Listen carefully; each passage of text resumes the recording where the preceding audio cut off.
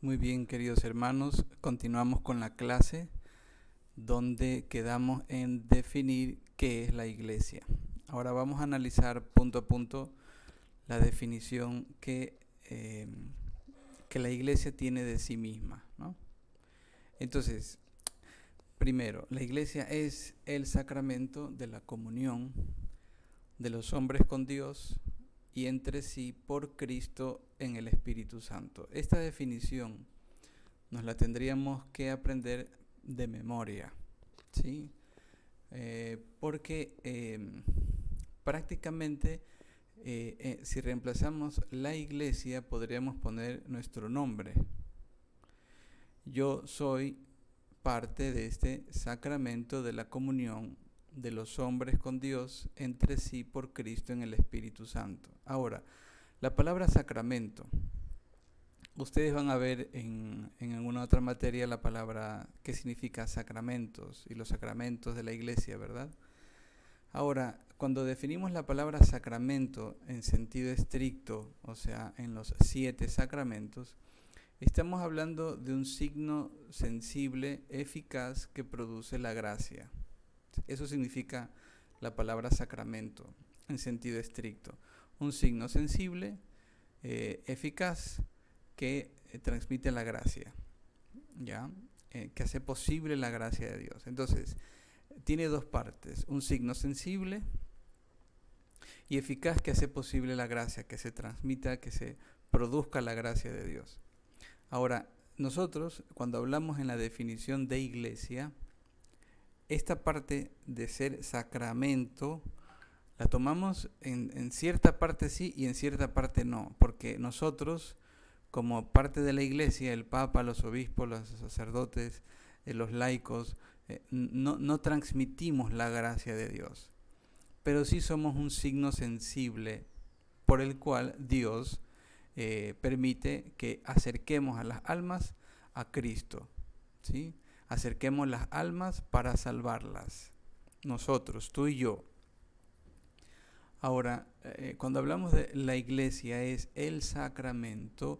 Entonces, hay una parte visible, hay una parte sensible que se toca, que se ve, que se palpa, que somos tú y yo, que es la jerarquía eclesiástica, que son los laicos en medio del mundo, que, que es, por ejemplo, si yo como sacerdote voy por la calle y me ven con el cuello, ¿verdad?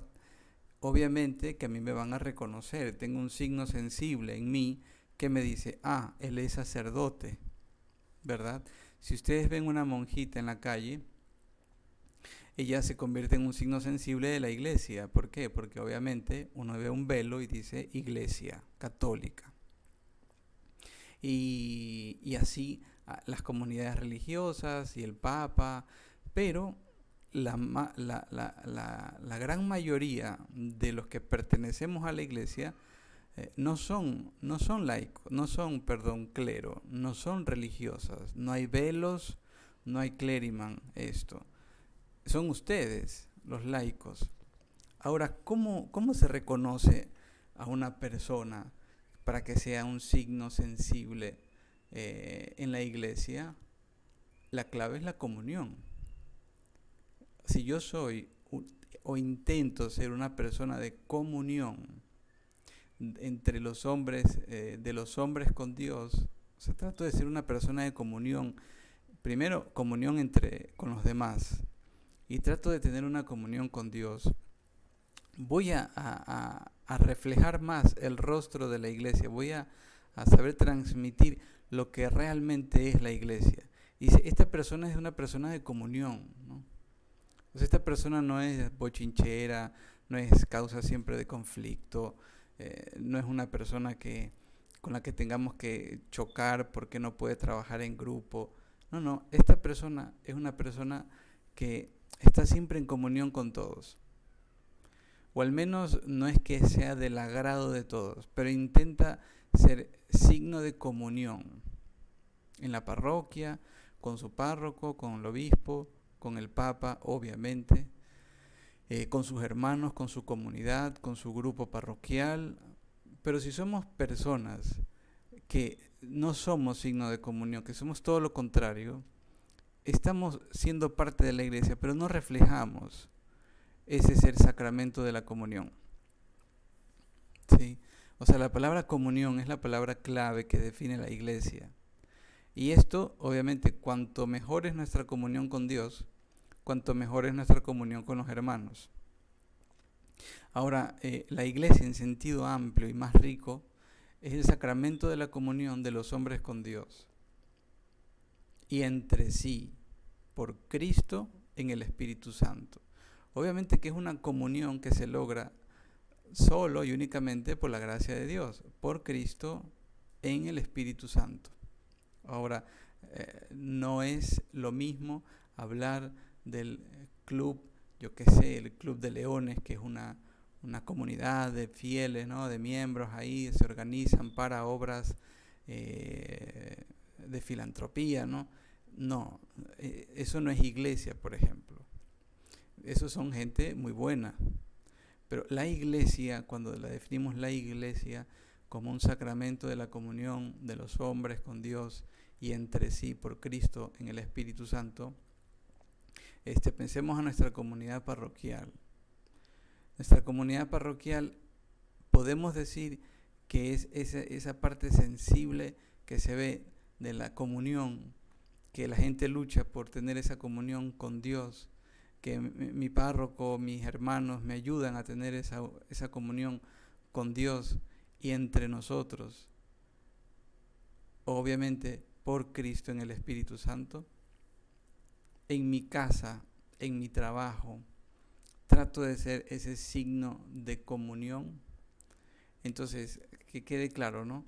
Utilizamos esta palabra para la definición de la iglesia, sacramento, en cierta parte igual a lo que decimos de los sacramentos de la iglesia en cuanto a signo sensible, pero esta vez no produce la gracia, pero es un signo sensible de la comunión. Este es el signo sensible, la comunión, ¿ya?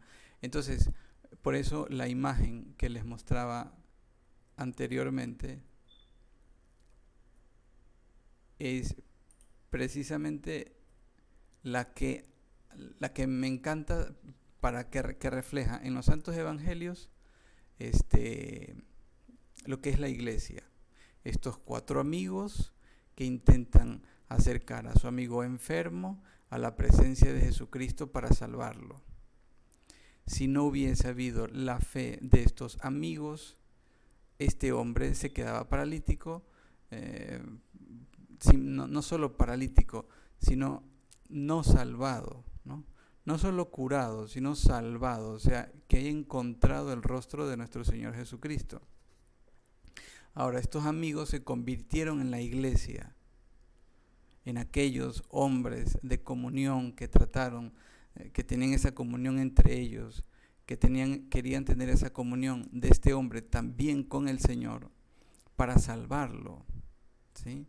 O sea, acercar las personas a Dios ya es aprender a ser iglesia, ¿no? La oración de los unos por los otros, en esa comunión eficaz que produce la comunión de los santos, es aprender a ser iglesia. Entonces, que esta imagen del Evangelio sea para nosotros como un icono de lo que ese acercamiento de mi vida y ayudar a los demás a acercarse al Señor, y por lo tanto esa es la iglesia, esa es la función de la iglesia, sacramento universal de salvación. ¿Para qué yo me acerco a Dios? Para salvarme. ¿Para qué quiero acercar a los demás a Dios? Para salvarlos, ¿no? Entonces, bueno, ahora vamos a entrar al siguiente capítulo, al capítulo 3. El capítulo 3, si tienen preguntas, háganlas, por favor, escríbanlas, anótenlas y luego me las hacen llegar. El capítulo 3 es la iglesia visible, sociedad jerárquicamente estructurada, ¿ya? Después de haber visto qué es la iglesia, ¿no? Cómo fue fundada la iglesia, luego después de haber visto qué es la iglesia, nos adentramos ya en la estructura jerárquica visible. ¿Sí?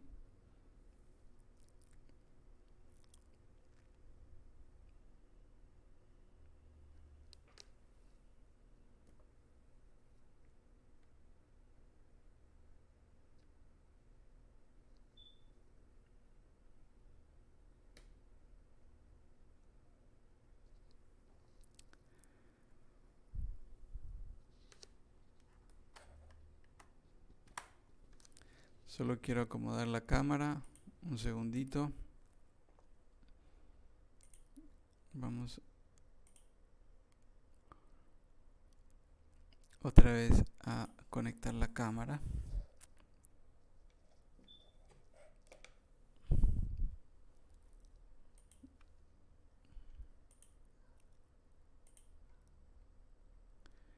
Muy bien. Vamos. Estas son las limitaciones de la tecnología que hay que aprender a superarlas, ¿no? Bueno, ahora, ¿de qué se trata esta iglesia visible, sociedad jerárquicamente estructurada? Ahora, en la iglesia, los fieles cristianos, es un punto que tenemos que toparlo. Todos somos fieles cristianos. Los fieles cristianos son todos los miembros de la iglesia, incorporados a Cristo por el bautismo. Su condición propia estriba en ser hijos de Dios, dignidad ciertamente excelente de la que participa por igual cada uno de ellos. Ahora, a esto le llamamos en teología principio de igualdad esencial. ¿Cuál es el principio de igualdad esencial? Lo que nos identifica a todos los miembros de la iglesia, el que somos hijos de Dios. Todos, el Papa, los sacerdotes, fieles laicos, todos tenemos un principio de igualdad de la iglesia que es ser hijos de Dios. ¿Sí? Eso es lo que, por lo cual vamos a llegar a la vida eterna. Cuánto hemos explotado nuestra afiliación divina, nuestro ser hijos de Dios. Principio de igualdad esencial. Esto es lo esencial, lo esencial. Por algo la iglesia lo dice, principio de igualdad esencial. Luego hay un principio de diversidad funcional. Ya no es una distinción esencial, ¿no? Es funcional. De esto no depende que yo me salve o no me salve. ¿Cuál es ese principio de diversidad funcional? Entonces, bueno, repito lo que estaba.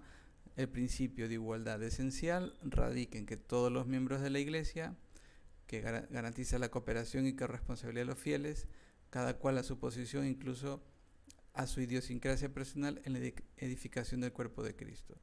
En resumen, somos hijos de Dios. ¿Sí? Todos los miembros de la iglesia somos hijos de Dios. Esa es la parte más importante de nuestro principio de igualdad esencial. Ahora, por el cual nos vamos a salvar. ¿Cuánto hemos aprovechado nosotros el bautismo, en este sentido, el bautismo, el ser hijos de Dios? Eso es lo que nos van a preguntar cuando vayamos de esta vida a la otra, ¿no? ¿Qué tanto hemos sido hijos de Dios, ¿no? ¿Qué tan bien lo hemos hecho, ¿no? Cuando, por ejemplo, cuando se beatifica, cuando se canoniza a un santo, no se le pregunta si fue buen sacerdote o mal sacerdote, si tuvo grandes obras de caridad o no, si era laico o no era laico, no. Se le pregunta cómo vivió la fe, la esperanza y la caridad como hijo de Dios. Obviamente en su estado, siendo laico o siendo clérigo. Pero digo, este principio de igualdad esencial es lo que a nosotros, lo que nos santifica, es nuestro modo de vivir dentro de la iglesia, que nos va a llevar a la vida eterna. Y luego viene este principio de diversificación funcional. Ahora, se funda en una doble tipología, por institución divina. El Señor quiso que en la iglesia hayan ministros ordenados o clérigos y que hayan laicos, ¿sí? Entonces, clérigo ordenado es aquel que ha recibido el orden sagrado y los laicos los que no han recibido el orden sagrado. Esto ya no es una diferencia que se salvan unos porque son consagrados y los otros porque no son consagrados, no. Ya hemos visto que lo que nos identifica, el principio de igualdad esencial que nos unifica a todos los fieles en la iglesia, es nuestro ser hijos de Dios. Ahora hay una diferencia de funciones dentro de la iglesia, clérigos y laicos. Ahora, dentro de estas dos tipologías, clero y laicos, los miembros de Instituto de Vida Consagrada, sean religiosos o seculares, bueno, religiosos o seculares viene a ser la forma en cómo vive su vida consagrada, pero bueno, resumámoslo en religiosos, así como sociedades de vidas apostólicas. Dice, no forman un tercer tipo de fieles, sino que se incluyen en uno u otro de los grupos citados, según sean clérigos o no. Sin embargo, cabe establecer su singularidad en la iglesia. Ahora uno dice, las monjitas están dentro del clero, dentro de los laicos, ocupan un lugar muy importante por su singularidad, dice, cabe establecer su singularidad en la iglesia. Hay algunos teólogos que hacen esta, ¿cómo se llama? Esta división en tres, ¿no? El clero, el religioso y el laico. Pero la mayoría solo la divide en dos, entre el clero y el laicado. Obviamente que hay laicos que se consagran a Dios. Bueno, las monjitas hacen un voto de pobreza, castidad, obediencia, y algunas comunidades hacen otros votos más, no sé, obediencia al Papa, etcétera, etcétera, o algo de los pobres. Bueno, tienen su singularidad en la iglesia. ¿Cuál es la diferencia? A ver, si una religiosa o un religioso no sacerdote se retira de la comunidad, siempre va a ser laico, ¿verdad? Si un sacerdote o un religioso sacerdote se retira del ministerio, será sacerdote para toda la eternidad. Esa es la diferencia, ¿no? Entonces, aquí en la parte izquierda hay una pirámide que prácticamente pone niveles, es lo que comúnmente hemos visto, ¿no? Los laicos, diáconos, presbíteros, obispos, cardenales y el papa. Ahora, esta escala que lleva, no es una escala de santidad, es una escala simplemente de jerarquía eclesiástica, de obediencia, por decir así. Pero no es una escala de santidad, ¿no? Aquí el más santo es aquel que está más cerca del Señor, aquel que ha cuidado más su oración, ha explotado más su fe, su esperanza, su caridad. Entonces, no es una escala de santidad, es simplemente la escala jerárquica dentro de la iglesia. ¿Quién es más importante que el otro? No hablamos aquí de importancia. Aquí hablamos de estructura jerárquica, de gobierno. ¿Por qué? Porque en muchas partes o mucho tiempo se ha concebido que ¿quién es más santo, el laico o el presbítero? No podemos hacer esa distinción de santidad, porque no sé si ustedes se dan cuenta, en el último siglo han canonizado más laicos que clero, ¿sí? Entonces, la división en la parte derecha es horizontal. El clero y el laicado.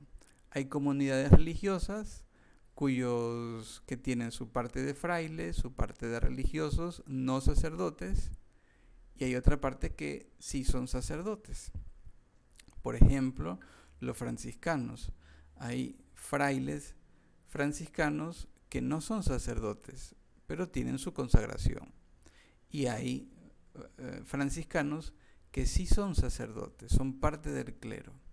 Lo mismo con los dominicos, lo mismo con todas las comunidades religiosas de varones que tienen parte de clero.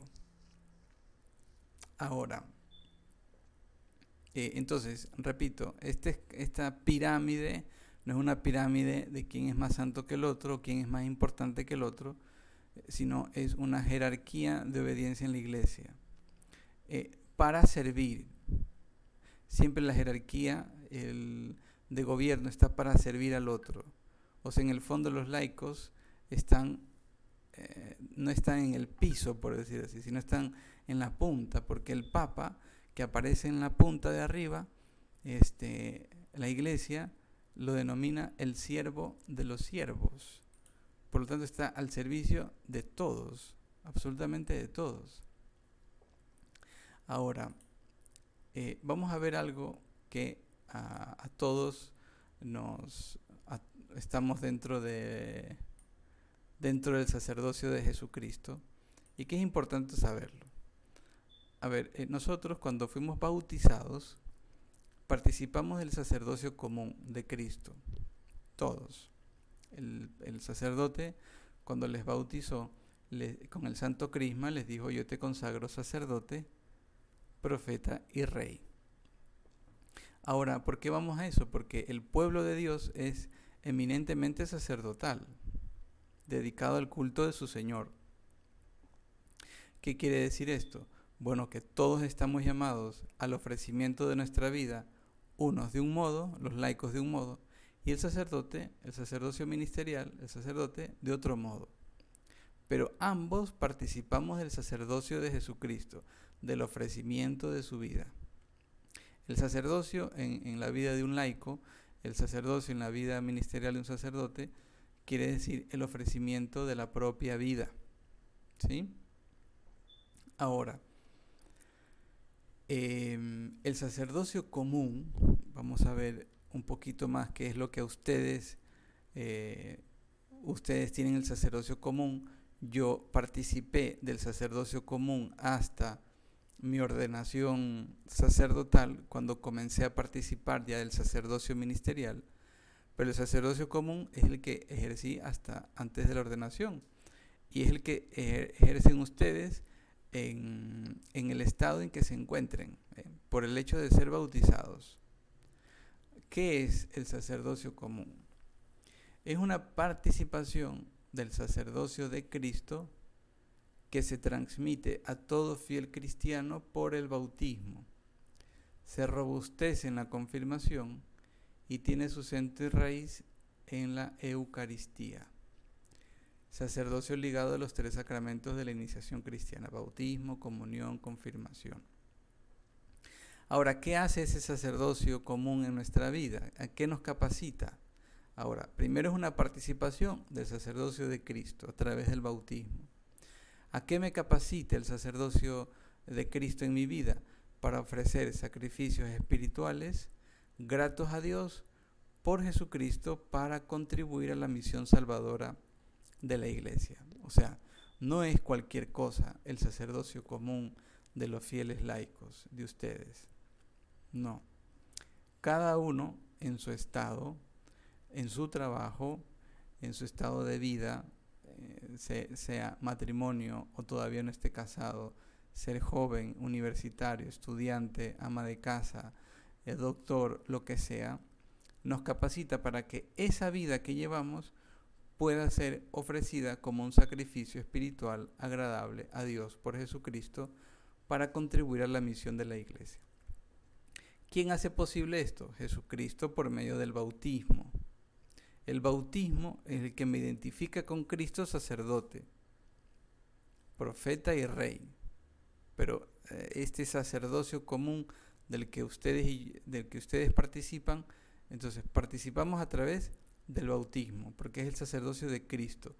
Cristo es la ofrenda agradable al Padre. Nosotros nos unimos a Cristo para hacer ofrenda agradable al Padre. ¿Sí estamos? Entonces, obviamente que por el bautismo estamos capacitados para esto. ¿Sí? Por eso es tan importante el bautismo, ¿eh? Cuando lo ejercemos en la recepción de los sacramentos, la oración, la acción de gracias, mediante el testimonio de una vida santa, en la abnegación, o sea, en nuestra capacidad de servicio, ¿no? En la caridad operante, en nuestra vida ofrecida continuamente. Ahora, el sacerdocio ministerial es el sacerdocio que se confiere por la sagrada potestad del orden para ofrecer el sacrificio y perdonar los pecados y desempeñar públicamente en nombre de Cristo el oficio sacerdotal en favor de los hombres. Ahora, esta participación en el sacerdocio de Cristo sí es distinta a la del sacerdocio común, porque me identifica en la persona de Cristo para ofrecer el sacrificio. Cuando ofrezco la Eucaristía es Cristo que se está ofreciendo. Cuando estoy perdonando los pecados es Cristo quien está perdonando. Entonces el sacerdote sí que participa de una manera especial en el sacerdocio de Cristo, ¿ya? Porque es Cristo actuando a través de uno mientras celebra los sacramentos. Siempre es un sacerdocio para y en favor de los hombres, ¿eh? Bueno, vamos a ver. Esto me interesa mucho que lo veamos. No son independientes el sacerdocio común y el sacerdocio ministerial. Dice, sino que se ordenan el uno al otro, pues ambos participan a su manera del único sacerdocio de Cristo. Ustedes y yo, el laico y el sacerdote, participan del único sacerdocio de Jesucristo. ¿Dónde encontramos ese punto de comunión del ejercicio común de ambos sacerdocios? En la Santa Misa. El sacrificio de la misa es el momento culminante del ejercicio común de ambos sacerdocios. Ustedes que han llevado toda su semana con sus pequeños o grandes sacrificios en el ofrecimiento de su vida con su familia y en las cosas que han tenido que hacer, la llevan a la Eucaristía para que por medio de Jesucristo se convierta en ofrenda agradable al Padre. Y el sacerdote lo mismo, al mismo tiempo que ofrece su vida con sus pequeños y grandes sacrificios, está celebrando y está haciendo presente el sacrificio en el Calvario. Está haciendo presente el sacrificio redentor, el Calvario, ¿sí? Entonces, ambos se complementan. El sacerdote está para que el sacerdocio común de los fieles llegue a su, por decir así, le dé su importancia, le dé su plenitud, porque quien hace agradable nuestras ofrendas es Jesucristo. Y si nosotros no vamos a la Eucaristía, uno puede decir, yo me ofrezco todo entero a ti, Señor, pero a la misa no voy. No, quien le es agradable al Padre a través de su sacrificio es el Hijo. Entonces, cuando nosotros nos unimos a su Hijo, es que nuestra vida se convierte en una ofrenda agradable al Padre, ¿sí? Lo mismo el sacerdote. Yo puedo celebrar la Eucaristía, puedo tener una vida alejada de Dios, pero puedo celebrar la Eucaristía. Eso no me santifica, ¿eh? A mí lo que me santifica es haber vivido esa caridad pastoral, ese ofrecimiento de mi vida, y unirme de cuerpo, alma, corazón y ser al sacrificio de la Eucaristía. Lo mismo que ustedes. ¿Qué es lo que les santifica? Mi día a día en los quehaceres más insignificantes o muy significativos de cada jornada, pero luego unirlos al sacrificio de Jesucristo, que fue un acto de amor pleno, y eso se convierte en una ofrenda agradable al Padre. asistamos, ¿no? Esto hace grandioso nuestra vida, ¿no? Siempre en orden a la edificación de la iglesia. Por eso la Eucaristía hace la iglesia. Yo encuentro el sentido de mi vida, el ofrecimiento de mi vida en la Eucaristía. Ustedes como laicos y yo como sacerdote. Bueno, yo me quedo hasta aquí. Vamos a ver luego los ministros sagrados, cómo se santifican los ministros sagrados y luego cómo se santifican los laicos en medio del mundo. Cómo concretamente yo santifico mi vida y cómo ustedes concretamente pueden santificar su vida. Entonces, nos vemos hasta la próxima clase. Que Dios les bendiga.